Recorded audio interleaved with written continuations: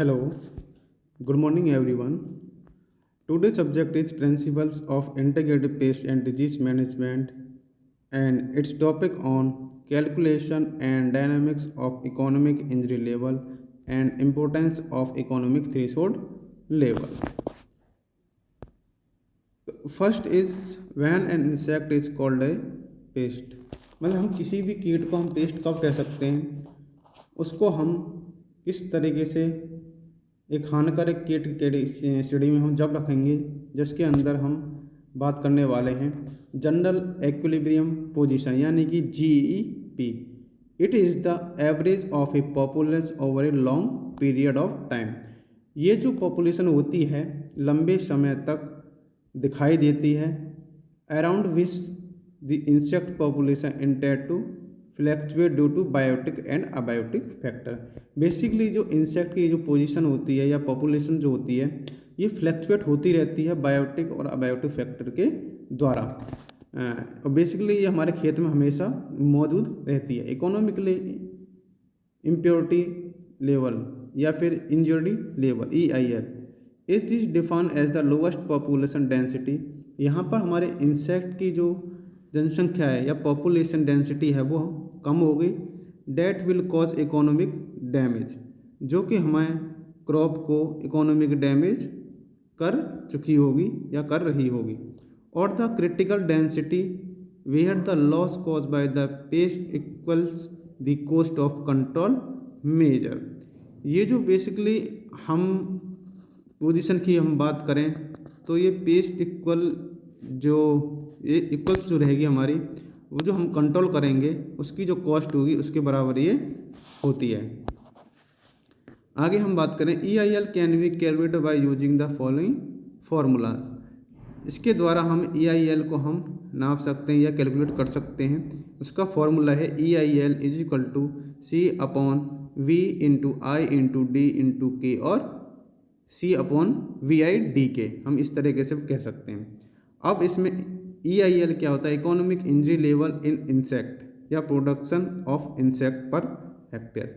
EIL जो हमेशा जो यूनिट है इसको हेक्टेयर में पर हेक्टेयर के नाम में उसमें ही ये निकलती है, जिसका इस फॉर्मूला में C का मीन्स होता है cost of management activity per unit production, जिसको हम रुपये पर हेक्टेयर के हम निकालते हैं। इसमें क्या है, जो इतनी कॉस्ट आई है पर हेक्टेयर में पर यूनिट प्रोडक्शन पर, उसको हम पर रुपीस पर हेक्टेयर हम निकालते हैं। V for market value per unit yield, इसको भी हम टन में निकाल लेंगे रुपीस पर टन, जिसको हम कह सकते हैं कि market value per unit yield. Next is I is equal to crop injury per insect, यानी कि इंसेक्ट के द्वारा कितनी क्रॉप को इन्फेस्टेशन या उसको चेंज करा है या डैमेज किया है क्रॉप को। उसके बाद फिर डैमेज और yield less per unit injury, यानी कि इसको भी हम टन्स लेस और या फिर परसेंटेज डिफोलिएशन के रूप में हम इसको निकालते हैं। यहाँ पर क्या होता है, इंसेक्ट के जितना डैमेज कर चुका है या फिर यील्ड जितनी कम हुई है पर यूनिट पर या इंजरी के हिसाब से उसको हम कैलकुलेट करते हैं। K is equal to proportional reduction in injury from pesticide use. आगे हम बात करें इकोनॉमिक थ्रेशोल्ड लेवल यानी कि ETL और action threshold. It is defined as the best density defined as the pest density at which control measure. ये वो level होती है बेस्ट पॉपुलेशन डेंसिटी की जहाँ पर हमें कंट्रोल करने के लिए एप्लीकेशन यूज करना होता है या फिर अप्लाई करना होता है। Apply to present and increasing pest population from reaching EIL। ये थोड़ा करेक्शन है, यहाँ पे पोस्ट की जगह पेस्ट आएगा, paste population from reaching EIL, यानी कि यहाँ पर हम जो कंट्रोल मेजर अप्लाई करके उसकी पॉपुलेशन को इंसेक्ट के EIL से पहुँचने से पहले हम उसको रोक सकते हैं। आगे हम बात करें EIL is influenced by the EIL जो हमेशा प्रेरित जो करता है या उसको बढ़ता है तो उसके क्या क्या फैक्टर हो सकते हैं, जैसे market value of the crop, primary factor में से आता है। मैनेजमेंट कॉस्ट प्राइमरी फैक्टर में आता है। Degree of injury per insect, ये भी हमारा सेकेंडरी फैक्टर में ये आता है। उसके बाद कुछ पॉइंट हैं जैसे market value of the crop, when crop value increase EIL decrease and वैसे वर्सा। जहाँ हमारी जो क्रॉप वैल्यू है वो इंक्रीज होगी तब हमारे EIL डिक्रीज होगी। Management of injury per insect when management cost increase, जब हमारे इंसेक्ट को जो खर्चा जो आएगा या मैनेजमेंट का प्रबंध का जो कॉस्ट जब बढ़ेगी तो EIL आल्सो इंक्रीज होगी। उसके बाद हम बात करें degree of injury per insect, यानी कि पर इंसेक्ट के द्वारा, प्रत्येक इंसेक्ट के द्वारा कितनी इंजरी की जा रही है। उसके बाद इंसेक्ट डैमेजिंग लीव और reproductive pest have different EIL, ठीक है, यानी कि lower EIL for pest damage.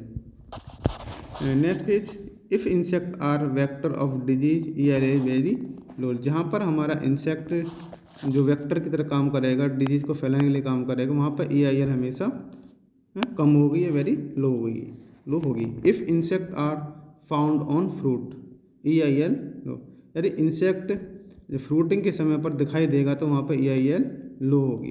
Crop susceptibility to injury, if the crop can tolerate the injury and give good yield, EIL can be fixed at higher value.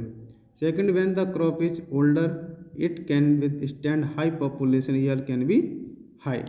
Damage boundary, it is the lowest population damage which can be measured. ये वो स्थिति होती है जहाँ पर जो population होती है इंसेक्ट की सबसे कम होती है और जहाँ पर कैन बी यूज को हम मेजर कर सकते हैं।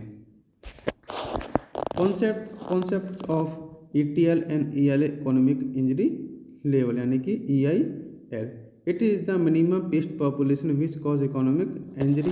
जैसे आपको बताया था, ये जो EIL लेवल जो होती है हम कह सकते हैं जहाँ पर हमारी जो पेस्ट पॉपुलेशन है, यानी कि जो कीट की पॉपुलेशन है, संख्या है, कम होती है, विच कॉज इकोनॉमिक इंजरी, जहाँ पर ये इकोनॉमिक इंजरी जो कर चुकी होती है।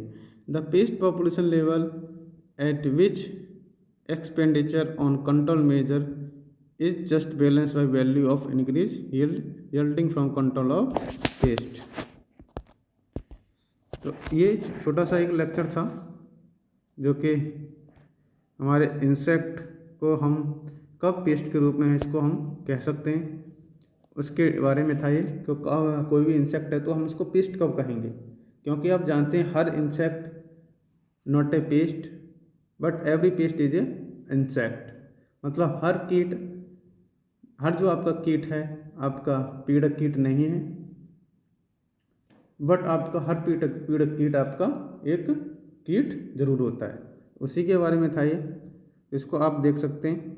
कोई भी क्वेरी है, क्या कोई भी आपके मन में क्वेश्चन है तो आप मुझे पर्सनली नंबर पर आप कॉल करके या मैसेज के थ्रू आप पूछ सकते हैं। Thank you.